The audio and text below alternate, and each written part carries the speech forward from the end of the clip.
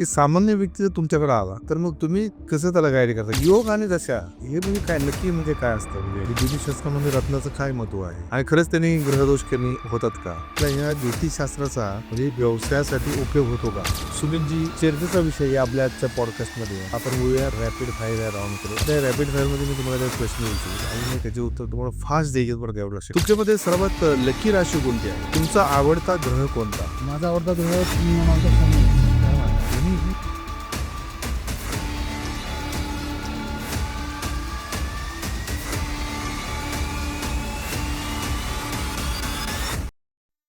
तर सुमित सर, चर्चेचा विषय आजच्या पॉडकास्टमध्ये मी आतापर्यंत अनेक प्रश्नांची चांगली उत्तरं दिली. आपण अनेक थोडे प्रश्न राहिले त्यानंतर आपण रॅपिड फायरकडे तर बोलणार आहोतच.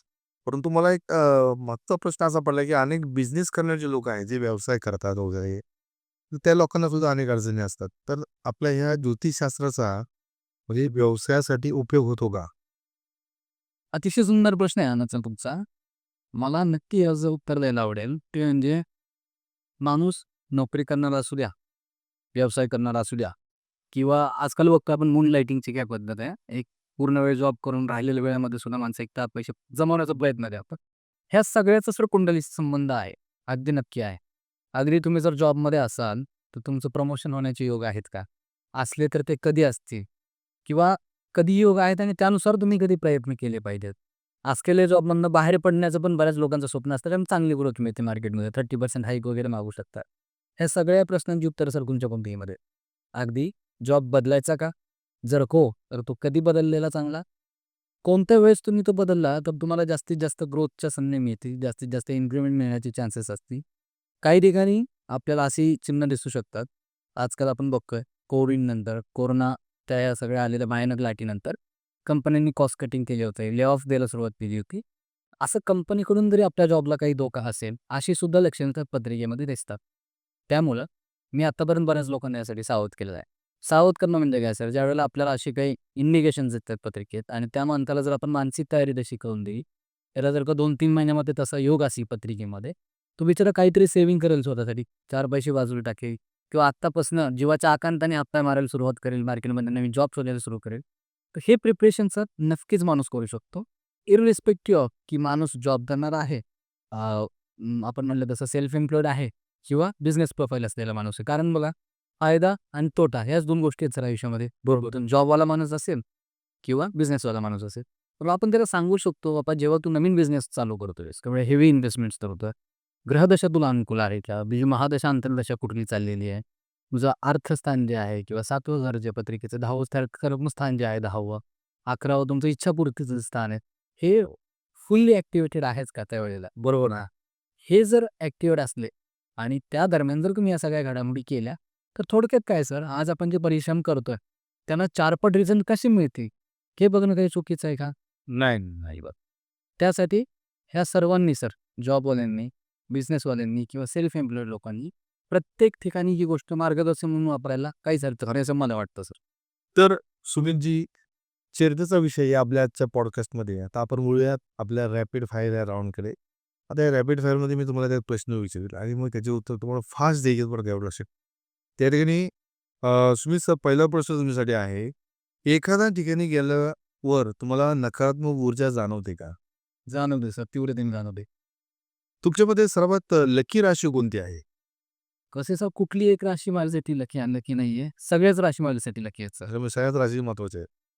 तुमचा आवडता ग्रह कोणता? माझा आवडता ग्रह तुम्ही म्हणाल तर शनी आहे सर. काय बात आहे, शनी. हो. कुठली रास सगळ्यात जास्त हट्टी आहे? हत्ती सर यामध्ये ना, मेष आणि सिंह या 2 राशी आपण टाकू शकतो. पण हे कोणाचं क्रिटिसिझम नाही. हा फक्त राशीचा स्वभाव आहे सर. 5वा प्रश्न माझ्याकडनं असेल. अंकशास्त्र की ज्योतिषशास्त्र तुम्ही काय निवडाल? ज्योतिषशास्त्र सर. माझं लग्न कधी होईल? मी श्रीमंत होणार का?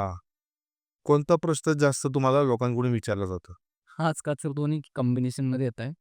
जसं की मी लग्न होण्या एवढा श्रीमंत कधी होईन? तुमचं राशी भविष्य रोज वाचता का? नाही सर. कधीच नाही. कधीच नाही. ग्रहावर विश्वास ठेवावा की मेहनतीवर म्हणजे लोकांनी? मला विचाराल तर ग्रह काय सांगतात हे पाहून केलेल्या मेहनतीवरचं. म्हणजे मेहनत महत्वाची आहे. मेहनत महत्वाची आहे, त्याला पर्यायच नाही सर. तुमचा आवडता एखादा डायलॉग आवडतात 2 तुम्हाला ऑप्शन देतो. एक तुम्ही चित्रपटाचा घ्या, नाहीतर तुमच्या मिसेसचा घ्या. नाही, आपण चित्रपट आपला सांगायचं झाल्यास मला वाटतं आनंद सिनेमा आहे अमिताभ बच्चन आणि राजेश खन्ना यांचा. त्यात तर राजेश खन्ना यांचा तो एक डायलॉग आहे की "बाबूमोशाय जिंदगी हमेशा बड़ी होनी चाहिए, लंबी नाही." आणि घरातला एखादा आवडता डायलॉग. नाही, हा पास केला आहे सर क्वेश्चन हा.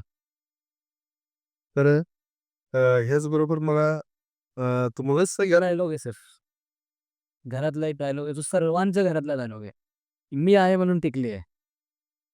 हा मला वाटतं सगळ्यांच्या घरातला एक कॉमन डायलॉग आहे. तुम्ही कोणालाही विचारून बघू शकता. किती आपली व्ह्यूवर याच्यावरती कमेंट करतात, लाईक करतात आपली. खऱ्या अर्थाने तुम्ही आता यात पास झाले. घरी गेला तुमचा रिझल्ट वेळ. तर सगळ्यात महत्त्वाचा प्रश्न असतो तुम्हाला. म्हणजे या प्रश्नाचं उत्तर तुम्ही देताय का भाऊ? शेवटचं Googleला तुम्ही काय सर्च केलं होतं?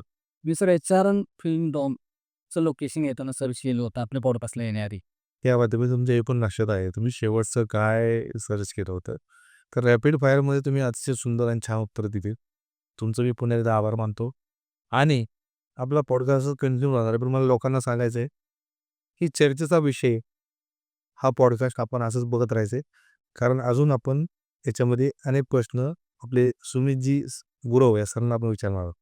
तर सुमितजी, आपल्या ह्या चर्चेच्या विषयामध्ये अनेक प्रश्न मी आतापर्यंत तुम्हाला विचारत आलेलो आहे. आणि जो विषय जो आहे तुमचा ग्रह नक्षत्राची गोष्ट, जरा लोकांना या सगळ्या गोष्टींची म्हणजे आता सवय नसते. काही गोष्टी माहिती नसतात. पण आज तुमच्या माध्यमातून त्यांना बऱ्याच गोष्टी आता त्याची उत्तरं भेटलीत असं मला वाटतं. पण अनेक अजून असे प्रश्न पडलेले आहेत, की बघा लोकांना असं म्हणतं, की बाबा आज माझा योग होता, माझा योग आलाय. परत असे म्हणतात, की नाही आज खुद दशा माझी वाईट आहे. तर म्हणजे योग आणि दशा हे म्हणजे काय नक्की म्हणजे काय असतं म्हणजे याच्यामध्ये? चांगला प्रश्न आहे सर. आपण समजून घेऊया आणि योग आणि दशा ह्या दोन्ही वेगळ्या गोष्टी आहेत बरं का. आता पत्रिकेमध्ये ना सर आपल्या कुठलेही 2 ग्रह एका घरामध्ये बसलेले असतात किंवा 2 ग्रहांची एकमेकाकडे दृष्टादृष्ट झालेली असते. जनरली सर्व ग्रहांना एक सारखी दृष्टी असते. आता वरवरचं सांगूया आपण, कारण आपण फार खोलात अजून गेलेलो नाही आहे ग्रह किंवा कोणाची किती दृष्टी वगैरे. तर असे जर 2 ग्रहांचं एका ठिकाणी स्थान असेल, पत्रिकेतल्या एका घरात जर ते बसलेले असते आणि एकमेकाकडे जर ते पाहत असते, तर अशा गोष्टीला ना त्या ग्रहांची युती होणं असं म्हणतात. ठीक आहे. आता जेव्हा ग्रहांची युती होते ना सर, तर काय होतं की त्या घराशी संबंधित गोष्टींवरती दोन्ही ग्रह मिळून एकत्रित परिणाम देतात. ठीक आहे. इथपर्यंत आपण आधी युतीबद्दल बोललो सर. आता योग असणं सर, माणसाच्या आयुष्यात खूप सारे योग आहेत. एखाद्या माणसाची पत्रिका त्याला 100 प्रॉमिसेस करते. ठीक आहे. ऐकून आनंद वाटतो ना, 100 गोष्टी मला मिळणार. पण आयुष्यातली कुठलीही गोष्ट तुम्हाला कधी मिळणार, ह्याचं उत्तर कोण देणार, तर ती दशा देते. म्हणजे काय, योग म्हणजे तुमच्या पत्रिकेमध्ये असणारे प्रॉमिसेस. ही गोष्ट तुम्हाला मिळणार. एखाद्याच्या नशिबात वाहन सुख आहे. बरोबर. वर्षभरात त्याच्या घरामध्ये 4 चाकी येणार नवीन कोरी, लक्झरी ब्रँडेड. एखाद्याकडं आपण म्हणूया त्याला प्रॉपर्टी किंवा त्यांना लाभ होण्याचा योग आहे. तशा मनुष्याच्या पत्रिकेमध्ये जर योग दिसले, तर ते आपल्याला सांगता येतं, की कोणत्या तारखेपासून कोणत्या तारखेपर्यंत नवीन घर घेण्यासाठी परिस्थिती अनुकूल आहे. त्यानुसार प्रयत्न केले, तर ती गोष्ट सुकर होते. याच्याच उलटं जर आपण पाहिजे असतील, आयुष्यात किती प्रसंग आहेत, आपण खूप प्रयत्न करतो. अगदी 90% ती गोष्ट हातात येते, पण शेवटच्या 10% साठी सुटून जातं. बरोबर आहे. अशा वेळेला असं म्हटलं जातं, की त्या गोष्टीचा योगच नव्हता. म्हणजे सांगायचं तात्पर्य काय, एखाद्या गोष्टीचा योग पत्रिकेमध्ये असताना त्यासाठी जर तुम्ही प्रयत्न केले, तर तुमच्यासाठी ती गोष्ट अचीव्ह करणं सोपं होतं किंवा कमी परिश्रमामध्ये सुद्धा तुमचं काम होऊ शकतं. आणि याच्याच उलटं ज्यावेळेला योग नसते, तुम्ही 100 नाही 200% जरी प्रयत्न केलात सर, पण योग नसल्यामुळे ती गोष्ट कदाचित तुमच्यापासून लांब राहू शकते. आता दशा म्हणजे काय? दशेमध्ये 2 प्रकार आहेत. एक आहे महादशा, एक आहे अंतर्दशा. त्याच्या आतमध्ये सुद्धा परत प्रत्यंतर दशा येते, सूक्ष्म दशा येते. असं केवढ्या खोलात आपण जात नाही. महादशा आणि अंतर्दशा या 2 दशा आपण पाहूया. एक महादशा म्हणजे जर काय त्याच्या नावातच आहे. महादशा म्हणजे मोठी चालणारी दशा. तर आपले हे जे वेगळे ग्रह आहेत ग्रहमालिकेतले, केतू, शुक्र, सूर्यापासून महादशेचा एक चार्ट बनवण्यास सुरू होतो किंवा त्यांची सिक्वेन्स चालू होते. सगळ्या ग्रहांची महादशा जर आयुष्यात आली, तर माणसाचं आयुष्य 120 वर्षाचं पूर्वी असायचं. त्यामुळे ह्या ग्रहांची पूर्ण महादशेची सायकल ही 120 वर्षांची आहे. प्रत्येक ग्रहाची महादशा वेगळी आहे सर. जसं केतूची 7 वर्षाची आहे, राहूची 18 वर्ष आहे. आता शुक्र सगळ्यात मोठी 20 वर्षाची महादशा आहे. तर महादशा म्हणजे काय, की एखादा ग्रह तेवढे वर्ष तुमच्या आयुष्यावरती पूर्ण परिणाम देतो. चांगले, वाईट जे त्याच्या अखत्यारीत आलेले आहेत. चांगले किंवा वाईट परिणाम तुम्हाला देण्याची ताकद किंवा त्याच्यावर परिणाम टाकण्याची ताकद ही त्या ग्रहाकडे. सोप्या भाषेत सांगू तुम्हाला, महादशा म्हणजे सुप्रीम कोर्ट समजा. त्याच्या दिलेल्या निर्णयाच्या पलीकडे तुम्हाला अपील करता येत नाही. तो तुम्हाला मान्य असो किंवा अमान्य असो. तर ह्याच्या आतमध्ये एक दशा असते, सकल अंतर्दशा म्हणतात. अंतर्दशा म्हणूनच त्याला म्हणले महादशेच्या आतमध्ये येणारी दशा म्हणजे अंतर्दशा. तर अंतर्दशा फारशी मोठी नसते सर. प्रत्येक ग्रहाची विविध प्रकारची असते. 1 वर्ष, 2 वर्ष, 3 वर्ष. तेवढी त्याची अंतर्दशा असते. तो ग्रह त्याचं काम संपून पुढे जातो आणि दुसरा ग्रह अंतर्दशेमध्ये त्याची जागा घेतो. तर ह्या घडामोडी एका वेळेला होत असतात सर, पॅरलली. म्हणजे महादशा एका बाजूला चालू आहे, अंतर्दशा पण चालू आहे. पण महादशा एकदा चालू झाली तर 15, 12, 18, 20 वर्ष सेम आहे. अंतर्दशा मात्र 1, 2, 3 अशा वर्षांमध्ये चेंज होत जाते आणि हे जेव्हा समांतर होतं, त्यावेळेला महादशा, अंतर्दशा हे दोन्हीचं कॉम्बिनेशन तापून जे आपण म्हणतो ना आपल्या कोर लँग्वेजमध्ये प्रेडिक्शन करणं, कुठली घटना होईल, कधी होईल ह्याचे अंदाज बांधणं, हे महादशेमुळे करता येतं सर. तर असा या दोन्हीमधला असणारा हा एक भिन्न प्रकार आहे, दशा आणि योग यांच्यामधला. का तुमच्यामुळे मला आज एवढा दशा काय आहे म्हणजे दशा हे लोकांना फक्त माहिती होतं, पण आता ही महादशा अंतर्दशा या पॉडकास्टच्या माध्यमातून लोकांना कळतंय. तर याचबरोबर मला जर तुम्ही सांगितलं आता जसं दशेबद्दल, तसं ग्रह हे आपलं म्हणजे नशीब ठरवतात हे खरं आहे का? एक सांगू का सर, खूप स्केप्टिकल लोक आहेत. काही अशी लोक पाहिजे तुमची ज्यांचा ज्योतिषशास्त्रावर विश्वास नाही. नाही. मी म्हणत नाही तुम्ही विश्वास ठेवा. माझं सरळ सांगणे, नाही विश्वास तुमचा, नका विश्वास ठेवा. फक्त ना तुम्ही सर स्वतःचे कर्म आणि नीतिमत्ता साफ ठेवा. कोणीच तुमचं काही वाकडं करणार ना, ग्रह तुमचं काय करतील ना परमेश्वर काय करेल. ठीक आहे, तर सांगायचं तात्पर्य काय आहे सर, ग्रह नशीब बदलतात का? तर नाही. नशीब कोणाचंही बदलू शकत नाही. जी पत्रिका आपल्याला मिळालेली आहे, ही आपल्या काहीतरी पूर्वीच्या जन्मातली कर्म, आत्ताच्या चालू जन्मातले कर्म, या सगळ्याचा सारासार विचार करता, गोळाबेरीज करता, ज्या गोष्टी वाटायला आलेल्या आहेत ना, त्यातून मिळालेलं एक आउटपुट आहे आज आपल्याला लाभलेलं आयुष्यामध्ये. बरोबर. त्यामुळे मला काय म्हणावं वाटतं सर, कुठलाच ग्रह तुमचं नशीब नाही बदलू शकत किंवा कुठलाही ज्योतिषी तुमचं भाग्य बदलू शकत नाही. हां, तुमच्या भाग्यात काय आहे, काय नाही, कधी आहे, कसं आहे, हे ओळखण्यासाठी आणि ते तिथपर्यंत तुम्हाला पोहोचण्यासाठी तो मदत नक्कीच करू शकतो. पण कोणाचं भाग्य बदलणं हे ना कुठल्या ग्रहाला शक्य आहे, ना कुठल्या मनुष्याला शक्य आहे, ना या फील्डमधला कितीही मोठा मास्टर असू द्या, त्या व्यक्तीसाठी सुद्धा ही गोष्ट शक्य नाही. तर कर्मसापेक्ष सिद्धांत एक इथे लागू पडतो. माणसाची कर्मसुद्धा जे आहेत ना, ते सुद्धा माणसाचं नशीब घडवण्यामध्ये बराच महत्त्वाचा वाटा उचलत असतं. त्यामुळे थोडक्यात मला हे सांगायचं आहे, तुम्ही तुमचे कर्म चांगले ठेवले, लोकांच्या आनंदामध्ये तुम्हाला आनंद वाटायला लागला, दुसऱ्याच्या आनंदात आपल्यालाही आनंद व्हायला पाहिजे ना सर. काय एखाद्याचं चांगलं झालं म्हणून आपल्या पोटात दुखायला पाहिजे. बरोबर आहे. पण आजकाल समाज तसा आहे सर, आज कलियुगात आहे आपण. आजकाल आपण बघतो, आजकाल हे सगळे जे युग आहे, कलियुगमध्ये आपण. बऱ्याच लोकांची मानसिकता ही बिघडलेली दिसते सर. घरातल्या सख्ख्या भावाचं चांगलं राहिलं बघवत नाही. समाजामध्ये शेजारच्या घरात गाडी आली तर माणसाला असूया निर्माण होते, ह्याच्यापेक्षा मोठी गाडी मी कधी घेईन. हे सगळं ना कलियुगाचा पण प्रभाव आहे आणि कुठेतरी माणसामध्ये एक ती सात्विकता हरवत चालली आहे, ह्याचं सुद्धा ते चिन्ह आहे. म्हणून मला एवढंच सांगावं वाटतं तुमच्या मार्फत किंवा या चर्चेचा विषय आपल्या पॉडकास्टमधून लोकांना, तुम्हाला नसेल देवावर विश्वास, श्रद्धा नका ठेवू, नसेल ज्योतिषशास्त्रावर विश्वास नका ठेवू. फक्त स्वतःची नीतिमत्ता आणि कर्म एवढं साफ ठेवा. आयुष्यात काहीच तुमचं वाकड होणार नाही सर. क्या बात आहे. नाही, खूप चांगला संदेश दिला तुम्ही या माध्यमातून. तुम्ही सर आरोग्यावर ह्या ग्रहांचा परिणाम होतो का आपल्या? नक्कीच होतो सर. जसं आपण काही वेळापूर्वी बोललो, की पत्रिकेमध्ये आपले 12 घरं आहेत आणि प्रत्येक घरामध्ये काही ना काही गोष्टी या दर्शवल्या गेलेल्या आहेत. जसं आपलं पहिलं घर हे माणूस स्वतः एक पर्सन म्हणून कसा आहे, आपली पर्सनॅलिटी आहे किंवा ओव्हरऑल तुमचं नेचर कसं असेल, शारीरिक ठेवण कशी असेल हे सांगतं. दुसरं घर आपण धनस्थान मगाशी ज्या विषयाबद्दल बोललो, तसंच पत्रिकेतलं 6वं घर हे तुमच्या आरोग्यासंबंधीच्या तक्रारी, ज्याला रोग रिपोर्ट या सगळ्यांचं घर म्हणलं जातं. त्यामुळे प्रत्येक माणसाच्या कुंडलीमध्ये 6व्या घराचं विश्लेषण जर सखोल पद्धतीने केलं, तर आज वर्तमानात जरी नसेल, तरी भविष्यामध्ये जर का त्यांना काही समस्या येणाऱ्या असतील, तर त्याचे संकेत आपल्याला नक्की मिळतात सर. त्यामुळे आरोग्याच्या सुद्धा ज्या पण गोष्टी आहेत, त्याचं अगदी सखोल विश्लेषण हे कुंडलीहून केलं जातं. आणि सगळ्यात मोठं सर मला पडलेला प्रश्न म्हणजे आता ग्रहदोष ह्याच्यावरून विषय निघाला म्हणून विचारतो, की ग्रहदोष कमी करण्यासाठी रत्न जी घातली जातात किंवा रत्नाचं जे महत्त्व आहे, ते ज्योतिषशास्त्रामध्ये रत्नाचं काय महत्त्व आहे? आणि खरंच त्यांनी ग्रहदोष कमी होतात का? खूप चांगला प्रश्न आहे सर हा. याच्यावरती मला सांगायला आवडेल, पहिली गोष्ट आपण काही वेळापूर्वी हे बोललो, की काही उपाय सांगितली जातात, ज्यांना आजकाल रेमेडीज आपण म्हणतो. बरोबर. ह्या रेमेडीजमध्ये विविध प्रकारच्या रेमेडीज आहेत. कोणी मंत्रजप सांगतं, कोणी रत्न धारण करण्यासाठी सांगतं, कोणी दान देण्यासाठी सांगितलं जातं. तर यामध्ये रत्न घालणं हा जो प्रकार आहे सर, हा कशाकरता वापरला जातो, तर जो ग्रह आपल्या पत्रिकेमध्ये पॉझिटिव्ह आहे, जे चांगले रिझल्ट आपल्याला मिळतात आणि त्याची कृपा अशीच आपल्यासोबत राहावी किंवा ती आणखीन वृद्धिंगत व्हावी, वाढत जावी, अशी आपल्याला इच्छा आहे. तर सगळ्यात पहिलं सांगायचं कारण काय सर, आपलं शरीर हे पंचमहाभूतांपासून बनलेलं आहे. हे पूर्ण युनिव्हर्स, पूर्ण सृष्टी पंचमहाभूतापासून बनलेली आहे. हे रत्न येतं सर, हे जमिनीच्या पोटातून येतं. खाणीत सापडणारी गोष्ट आहे. म्हणजे ह्याच्यामध्ये सुद्धा पंचमहाभूतांपैकी एकाचा वास आहे. त्यामुळे त्या रत्नामध्ये ती ताकद आहे, की जसं आता पुष्कराज आहे. पुष्कराज तुम्हाला गुरुसोबत कनेक्ट करण्यासाठी मदत करतो. म्हणजे ती जी एनर्जी आहे ती तुमच्याकडे कॉन्सन्ट्रेट व्हायला सुरुवात होते. ज्या पण ग्रहासाठी जो उपाय सांगितला गेलेला आहे, त्या ग्रहाचे रत्न धारण केल्याने काय होतं, तर पत्रिकेत असलेल्या ग्रहाला आपण बळ देतो किंवा पत्रिकेतल्या ग्रहाची एनर्जी आपण वाढण्यासाठी प्रयत्न करतो, असा त्याचा अर्थ होतो.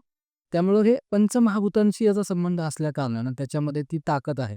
आणि मला पर्सनली विचाराल तर माझ्या 80 ते 90% आजपर्यंत दिल्या गेलेल्या उपायांमधल्या लोकांना रत्न घालण्याने नक्कीच पॉझिटिव्ह परिणाम जाणवलेला आहे सर. क्या बाय. आणि सर मला एक प्रश्न पडला असा वैयक्तिक मी एक वेगळा प्रश्न विचारतोय की सामान्य व्यक्ती जर तुमच्याकडे आला आणि त्याला जर वाटलं की बाबा मला ह्या ज्योतिषशास्त्राच्या माध्यमातून मला आयुष्याबद्दल माझ्या काही महत्त्वाच्या गोष्टी जाणून घ्यायच्या आहेत, तर मग तुम्ही कसं त्याला गाईड करता किंवा ती आलेली व्यक्ती सुरुवातीपासून मग त्याचा अभ्यास तुम्ही कसा करणार? बरं, यासाठी आपण काय करतो सर? सर्वप्रथम तर आपण आपल्या पद्धतीने त्यांची जन्मपत्रिका बनवतो. म्हणजे शक्यतो काय करतो, प्रत्येकाची एक पद्धत वेगळी आहे सर अभ्यासाची. मी याच्यात कोणाला चांगलं वाईट अजिबात म्हणत नाही. तर कोणाला कमी जास्त लेखण्याचाही आपला हेतू नाही आहे. पण मी आलेल्या व्यक्तीकडून सर्व माहिती मागवून घेतो. जसं की तुमचे पूर्ण नाव, जन्मतारीख, जन्मठिकाण आणि जन्मवेळ. ह्या मूलभूत माहितीची गरज आपल्याला पत्रिका बनवण्यासाठी लागते सर. थोडक्यात जन्म ठिकाण आणि जन्म ही फार महत्त्वाची आहेत. मी म्हणेन सर सगळ्या गोष्टी महत्त्वाच्या आहेत. कारण अगदी खरं आहे, जन्म ठिकाण जरी चुकलं, तरी काही कॅल्क्युलेशन चुकू शकतात. पत्रिकेतलं लॉंगिट्यूड, अल्टिट्यूड या गोष्टी त्या बदलू शकतात. मराठीत अक्षांश, रेखांश जे पत्रिकेवरती येऊन येतं, की आपल्या जन्म ठिकाणामुळे बदलत असतं सर. आणि जन्मवेळ ही फार महत्त्वाची आहे. कारण जन्मवेळ सुद्धा काही मिनिटांनी जरी मागे पुढे झाली ना सर, तरी बराचसा फरक आपल्याला पत्रिकेवरती जाणवू शकतो. त्यामुळे ह्या 2 गोष्टी ॲक्युरेट असणं, हे आपल्यासाठी जास्तीत जास्त चांगलं असं. काय मग ते सगळं तुम्ही घेतल्यानंतर त्याची कशी प्रक्रिया पूर्ण करता आणि त्याचं आता ह्याच्यामध्ये काय होतं सर, जेव्हा एखाद्याची पत्रिका आपण घेतो, पत्रिका आपण त्याची बनवून झाली, पत्रिका जेव्हा अभ्यासाला घेतली जाते, त्यात बऱ्याच गोष्टी आहेत. म्हणजे कसं ना, काही माणसं काही प्रश्न घेऊन आलेले असतात. काही लोकांचं असं असतं, की नाही तुम्हीच सांगा सर. ठीक आहे, काहींना परीक्षा बघायची असते ज्योतिषातली. तुम्ही सांगा, हरकत नाही. मग अशा केसमध्ये मी काय करतो, पहिल्यांदा माझी पत्रिका बनवून घेतो. एक जे काही योग्य वेळ असते त्यानुसार अपॉइंटमेंट आमची फिक्स होते. 90% माझे फोनवरती कन्सल्टेशन्स होतात सर. अगदी तास-तास फोन चालतात. पण जोपर्यंत समोरच्याचं समाधान होत नाही, तोपर्यंत आपलं कन्सल्टेशन चालतं. सुरुवातीला मी काय भर देतो, की माणसाची चंद्रराशी कुठली आहे? माणसाचं लग्नस्थान कसं आहे? पत्रिकेमध्ये काय दोष आहेत का? जसं मगाशी आपण बोललो, कालसर्पदोषसारखे दोष असतात, कोणाचे पितृदोषासारखे दोष असतात, कोणाची साडेसाती असते, कोणाची राहूची महादशा असते. इंटरेस्टिंग गोष्ट आहे ना सर, माझ्याकडे जेव्हा लोकं येतात ना, 80% लोकं एकतर त्यांना राहूची महादशा, अंतर्दशा असेल किंवा साडेसाती असेल, अशा परिस्थितीमध्ये माझ्याकडे येतात. तर 80% जनता ही त्यातून आलेली असते. त्यामुळं एक अंदाज आलेला असतो आपल्याला. माणसाला कुठेतरी आर्थिक अडचणी असतात, पैशाला पैसा टिकत नाही, आरोग्याच्या समस्या असतात, घरात मेडिकल एक्सपेंडिचरवरती होणारा खर्च थांबायचं नाव घेत नाही. तर एक टिपिकल कॅटेगरायझेशन असतं सर, ज्या एज ग्रुपनुसार माणसं आपल्याकडे प्रश्न घेऊन येतात. एखादा स्टुडंट आहे, तो शिक्षणासंदर्भात हे प्रश्न घेऊन येईल. एखादा एज्युकेशन कंप्लीट झालेली जर पिढी आहे, त्यांना त्यांच्या करिअरबद्दल, त्यांच्या प्रोफेशनबद्दल जाणून घ्यायला आवडतं. त्यांचे पालक, आता पुढच्या पिढीमध्ये गेलो, त्यांच्या पालकांचं असतं, आता माझ्या मुलाचं लग्न कधी होणार? कसं होणार? झालं तर त्याचा पार्टनर कसा मिळेल? म्हणजे थोडक्यात कसं जसं-जसं माणूस आयुष्यामध्ये प्रगती करत जातो, जसं माणसाचं वय आणि अनुभव वाढत जातो, तसं-तसं माणसाच्या गरजा आणि ज्योतिषशास्त्राकडनं सुद्धा जाणून घेण्याच्या गरजा, ह्या बदलत जातात, असं माझं आत्तापर्यंत जाणवलं. तर त्यांच्या ज्या अपेक्षा आहेत सर, त्यानुसार मी त्यांचा आन्सर हे करत असतो. तर ह्याला सोडून तुम्हाला म्हणजे असं एखादा एखादा किस्सा किंवा असं एखादं घडलेलं काही गोष्टी सांगता येईल का तुम्हाला? सांगता येईल सर, एक एक मजेशीर किस्सा सुद्धा आहे आणि एक थोडासा निगेटिव्ह वाटेल असा सुद्धा अनुभव आहे. पण मला दोन्ही सांगावंसं वाटतं तुम्हाला. जसं आपण मगाशी बोललो, एक कर्म सापेक्ष सिद्धांताबद्दल बोललो. आधी मजेशीर किस्सा सांगूया आपण, ठीक आहे. एक नाव आता कोणाचं घेणं शक्य नाही सर. आपल्या ओळखीच्यातलीच एक पत्रिका आलेली होती. नातेवाईकातली म्हणूया. पत्रिका बघून मी सांगितलं, म्हणलं मंगळपत्रिकेमधलं चांगलं आहे, कर्मस्थानाशी मंगळाचा संबंध आहे, नाही का. तर रिअल इस्टेट वगैरे अशा गोष्टीतलं करिअर याचं दिसतं म्हणून. कारण मला मुलाची बॅकग्राऊंड किंवा आर्थिक परिस्थिती असं काही कल्पना नव्हती. एका मध्यस्थीच्या मार्फत ती पत्रिका आपल्याकडे आलेली होती. मग काही दिवसानंतर किंवा काही 1 वर्षानंतर म्हणू आपण, त्याचे पालक आले मुलाची पत्रिका नंतर माझ्याकडे. तुम्ही तर फार म्हणे सांगितलं होतं, तो रिअल इस्टेटमध्ये असं करेल आणि तसं करेल, ब्रोकरिंगची कामं करेल वगैरे तुम्ही बोलला होता म्हणे. कारण पत्रिकेत तुम्ही काय ते कॉम्बिनेशन फॉर्म सांगितलेलं. मी परत एकदा पत्रिका हातात घेतली त्यांच्यासमोर. एकदा परत क्रॉस चेक केलं, म्हणलं सेम माहिती आहे का किंवा आपलं कुठं काही चुकलं का? आता मला पत्रिका आजही रीडिंग तेच देत होती. रिअल इस्टेट, कन्स्ट्रक्शन मटेरियल अशा गोष्टीशी संबंध यामुळेचा असू शकतो आणि तीव्र इंडिकेशन्स होते सर. तर त्यांना विचारलं, म्हणलं मुलगा काय करतो? तर मला म्हणले रिअल इस्टेटच्या कुठल्यातरी फर्ममध्ये तो मुकादम म्हणून, म्हणजे ज्याला आपण कॉन्ट्रॅक्टर म्हणतो ना, तसा कामाला आहे. मग मी त्यांना विचारलं, म्हणलं काका माझं काय चुकलं? त्याचं क्षेत्र काय आहे? रिअल इस्टेटचं आहे. आता त्यांना कर्म काय करावी सर हे माझ्या हातात आहे का? त्याने जर शिक्षण योग्य घेतलं असतं, त्यांनी जर आधिपत्यशास्त्र किंवा ह्याच्यातलं इंजिनिअरिंगचं शिक्षण पूर्ण केलं असतं, त्याचं भविष्य त्याच्यामध्ये आणखीन उज्ज्वल झालं असतं. आज त्याने शिक्षण तिथपर्यंत घेतलं नाही किंवा घरच्या परिस्थितीमुळे त्याला घेता आलं नसेल कदाचित. पण सांगायचं तात्पर्य काय, जे क्षेत्रासाठी तो निवडला गेलाय, आज डायरेक्ट किंवा इनडायरेक्टली त्याला त्या क्षेत्राकडे ओढलं गेलं ना, हां ठीक आहे, लेवल थोडीशी खाली वर झाली असेल. कारण मी जसं तुम्हाला सांगितलं, मला त्यांची आर्थिक परिस्थितीचा काही अंदाज नव्हता किंवा त्याच्या शैक्षणिक पार्श्वभूमीबद्दल सुद्धा मला काही अंदाज दिला नव्हता. कारण एका मध्यस्थी व्यक्तीमार्फत ती पत्रिका आली. तर असे काही मजेशीर किस्से असतात. म्हणजे लोकं कधी-कधी शब्दाला धरून बसणं जे म्हणतो की नाही, हे नाही तुम्ही सांगितलं होतं म्हणजे असं होईल. तर आमचं सुद्धा सांगण्याचं एक तात्पर्य काय असतं सर, आम्ही सांगतो म्हणजे आम्ही देव आहे का? नाही. एक शास्त्र आहे, एक पुस्तक आहे तुमच्यासमोर काहीतरी वेगळ्या भाषेतलं आहे आणि ती भाषा फक्त आम्हाला वाचायला शिकवली त्या परमेश्वराच्या कृपेने. एवढंच तुमच्यात आणि आमच्यात असलेलं वेगळेपण आहे. आम्ही काही कोणी जादूगार नाही किंवा आमच्याकडे काही जादूची छडी नाही, की एका रात्रीत आम्ही जादूची छडी फिरवली की होत्याचं नव्हतं होईल. त्यामुळे हे सुद्धा एक सदसद विवेक बुद्धीने किंवा आपण म्हणतो एक थोडंसं कॉमन सेन्स लावून माणसांनी समजून घेणं हे सुद्धा गरजेचं आहे. आता थोडंसं एक निगेटिव्ह अनुभव जो मी तुम्हाला म्हणलं, तो एक शेअर करावा वाटतो सर. आणि इथं कर्मसापेक्ष सिद्धांत कसा काम करतो बघा. परत एकदा आपण नाव नाही घेऊ शकत. आपल्याच ओळखीच्या कोणाच्या तरी मार्फत आपल्याकडे एक पत्रिका आली. साधारण एक 60च्या आसपासचे ते गृहस्थ आहेत. रिटायरमेंटला आले. एका प्रायव्हेट कंपनीमध्ये इंजिनिअर आहेत. चांगल्या टेक्निकल फील्डशी संबंधित आहेत आणि चांगल्या कंपनीत कार्यरत होते. अगदी कंपनीकडून त्यांना फॉरेनला जाण्याच्या वगैरे संधी आल्या. टेक्निकल प्रोजेक्ट असल्यामुळे त्यांना वेळोवेळी आणि एकदा असं नाही, वेळोवेळी त्यांना कंपनीकडनं पाठवलं जात होतं. थोडक्यात सांगायचं तात्पर्य काय तर सुख वस्तू घरातला माणूस आहे असं मी तुम्हाला सांगेन. पत्रिका आली माझ्याकडे माझ्या एका मित्राच्या मार्फत. पत्रिका पाहिली. सगळ्या गोष्टी आणि आपण म्हणतो ना, एक चौकस काही माणसं असतात बघा. त्यांना प्रत्येकाकडे जायचं आहे. आज माझा रेफरन्स कुठून मिळाला ते माझ्याकडे आले. माझ्यापूर्वी कुठेतरी 10 ठिकाणी तिथे जाऊन आलेले. चांगलं वाईट सगळ्यांचं ऐकायचं. असे हे थोडंसं चौकस असलेले गृहस्थ होते आणि ती पत्रिका घेऊन आपल्याकडे आले सर. पत्रिका आली, एनालिसिस केलं, डिस्कशन झालं, समक्ष भेटलो. ऐकून तर सगळं घेतलं. 1.5 तास फोन चालला सर. तरी त्यांचं एकच म्हणणं, की मला जे ऐकायचं ते तुम्ही सांगितलेलंच नाही अजून सुद्धा. म्हणजे ठीक आहे, काय चुकतंय का म्हणून मी त्यांच्याकडनं वेळ मागून घेतला. परत एकदा सर, डबल चेक करणं जे म्हणतो ना आपण, परत तेवढाच वेळ दिला मी 2.5-3 तास परत झालो ठीक आहे. कुठली गोष्ट आपल्या निघून राहते. तर माझ्याकडून काहीच नव्हतं म्हणजे मिसिंग. परत त्यांना सांगितलं, म्हणलं सर सॉरी पण म्हणलं जेवढं होतं ना शक्य सर तेवढं आपण बोललो, तेवढं आपण सांगितलं. नाही म्हणलं आता मी तुम्हाला माझा विषय सांगतो, की माझी मुलगी आहे. सख्खी नाहीये सॉरी माझी एक मुलगी आहे. ती मला फार त्रास देते आणि फार छळ करते माझा. नीट ऐका ना, मुलगी मी सून म्हणत नाहीये सर इथं. माझी मुलगी आहे. फार छळ करते आमचा नवरा-बायकोचा. अगदी म्हणजे शिव्या-शाप आपल्या घरामध्ये म्हणतो ना आपण भरल्या घरामध्ये, अगदी तसे प्रकार. मग थोडं मलाही हर्ट झालं ते ऐकून वाईट वाटतं ना सर.